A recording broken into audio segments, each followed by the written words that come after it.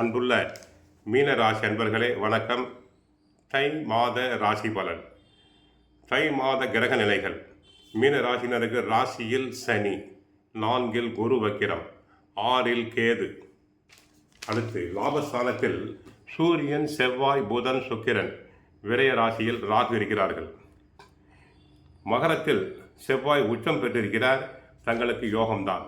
தனாதிபதியான செவ்வாய் லாபஸ்தானத்துக்கு வரும்போது பொருளாதாரம் உச்ச நிலையை அடையும். புனித பயணங்கள் அதிகரிக்கும். இடம் வாங்குவது, மனை கட்டுவது போன்றவற்றில் கவனம் செலுத்துவீர். பெற்றோர் வழியில் பிரியம் கூடும். உற்றார் உறவினர்கள் உங்கள் முன்னேற்றம் கண்டு ஆச்சரியப்படுவர். நீண்ட தூர பயணங்கள் பலன் தருவதாக அமையும். கற்ற கல்விக்கேற்ற வேலை உண்டு, உத்தியோகம் உண்டு. வெளிநாட்டில் இருந்து வரும் தகவல்கள் தங்களுக்கு ஆதாயம் தருவதாக அமையலாம். அடுத்து குரு ராசிநாதன் வக்கரம் பெற்று சஞ்சரிப்பதால் ஆரோக்கிய தொல்லைகளும் ஏற்படலாம். சமயத்தில் விரயம் உண்டாகலாம். ஆகவே சுப விரயங்களை மேற்கொள்ள வேண்டும். வீட்டுக்கு தேவையான அத்தியாவசிய பொருட்கள் மற்றும் ஆடம்பர பொருட்களை வாங்குவதோ, கட்டிய வீட்டை பழுது பார்ப்பதிலோ கவனம் செலுத்தலாம். ஆன்மீக பயணங்கள் அதிகரிக்கும்.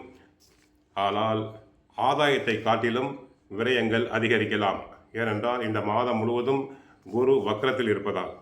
குருவின் மிதுன ராசியில் இருக்கிறார். உங்கள் ராசியை பொறுத்தவரை ராசிநாதனாகவும் தொழில் ஸ்தானாதிபதியாகவும் விளங்குபவர் குரு. அவரது வக்கர இயக்கம் நன்மைதான் என்றாலும் அர்த்தாஷ்டம குருவாக இருப்பதால் ஆரோக்கிய தொல்லை அதிகரிக்கலாம். குடும்பத்தில் பழைய பிரச்சனைகள் மீண்டும் தலை தூக்கலாம். தாயாரின் உடல் நலத்தில் கவனம் தேவை. இடம், பூமி வாங்குவதில் இருந்த பிரச்சனைகள் மேலும் நீடிக்கலாம்.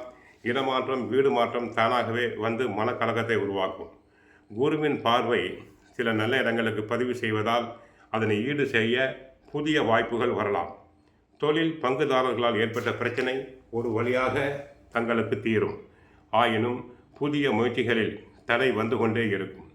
தன்னம்பிக்கையை தளர விடாமல் பார்த்துக்கொள்வது நல்லது. நீண்ட தூர பயணம் தங்களுக்கு பலன் தருவதாக அமையும்.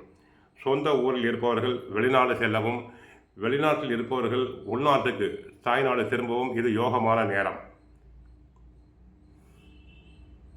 அடுத்து கும்பராசிக்கு புதன் பகவான் செல்கிறார். எனவே பெற்றோர் வழியில், கலஸ்தர வழியில் செலவுகள் ஏற்படலாம். கும்பராசிக்கு ஜனவரி 29 வருகிறார் புதன். பெற்றோர் வழி, கலஸ்தர வழியில் செலவு ஏற்படலாம். இடம், பூமி வாங்கும் சுப செலவுகள் உண்டு. பிள்ளைகளின் திருமணத்தை பேசி முடித்து அவர்களின் எதிர்கால வாழ்க்கைக்கு அஸ்திவாரம் அமைத்துக் கொடுப்பீர்கள். நரம்பு, எலும்பு சம்பந்தப்பட்ட வகையில் ஆரோக்கிய தொல்லைகள் ஏற்படலாம். உணவு பழக்க வழக்கத்தில் கட்டுப்பாடு தேவை. வெளி இடங்களில் உணவுப் பொருட்களை சாப்பிடுவதை தவிர்த்தல் வேண்டும். புதிய பொறுப்புகளை யோசித்து ஏற்றுக்கொள்வது நல்லது. வியாபாரத்தில் நெளிவு சுழிவுகளை கற்றுக்கொண்டு வாழ்க்கை பாதையை சீராக்கிக் கொள்வீர்கள். அடுத்து பிப்ரவரி 7 சுக்கிர பகவான் கும்பராசிக்கு வருகிறார். அவர் 12 மறைவது யோகம்தான். கெட்டவன் கெட்டிடில் கிட்டிடும் ராஜயோகம். புது முயற்சிகள் வெற்றி கிடைக்கும். பொருளாதார நிலையில் முன்னேற்றம் உண்டாகும். பயணங்களால் இந்த நேரத்தில் பலன் கிடைக்கும். பக்குவமாக பேசி காரியங்களை சாதித்துக் கொள்வீர்கள். இக்காலத்தில் சுக்கிர வழிபாடு தங்களுக்கு சுகத்தை வழங்கும். பொது வாழ்வில் உள்ளவர்களுக்கு நல்ல திருப்பங்கள் ஏற்படும். வியாபாரம் மற்றும் தொழில் செய்பவர்களுக்கு கூட்டு முயற்சி பலன் தரும். உத்தியோகத்தில் உள்ளவர்களுக்கு அதிகாரிகளின் ஆதரவு கிடைக்கும். கலைஞர்கள் புதிய இலக்கை நோக்கி பயணம் செய்வார்கள்.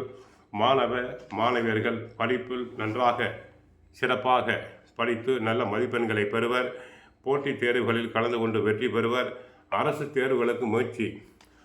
உத்தியோகத்துக்கு முயற்சி செய்வோருக்கு நல்ல விதமான செய்திகள் கிடைக்கும். பெண்களுக்கு மட்டும் உடல் ஆரோக்கியத்தில் கவனம் தேவை. விரயத்தை சுப விரயமாக தாங்கள் மாற்றிக்கொள்ள வேண்டும். இந்த நேரத்தில் உச்சம் பெற்ற செவ்வாயால் ஓரளவுக்கு தங்களுக்கு பண வசதி கிடைக்கும். புனித பயணங்கள் அதிகரிக்கும். இடம் வாங்குவது, மனை வாங்குவது போன்றவற்றில் தாங்கள் கவனம் செலுத்துவீர்கள். ஆக உடல் ஆரோக்கியம் மற்றும் கவனம் செலுத்துங்கள். கோயிலுக்கு சென்றால் ஆஞ்சநேயரை வழிபடுங்கள். சுந்தரகாண்டம் பாராயணம் செய்யுங்கள். பாபா கோயிலுக்கு சென்று வாருங்கள். வாழ்க வளமுடன். மங்களம் உண்டாகட்டும். பொங்கலோ பொங்கல்.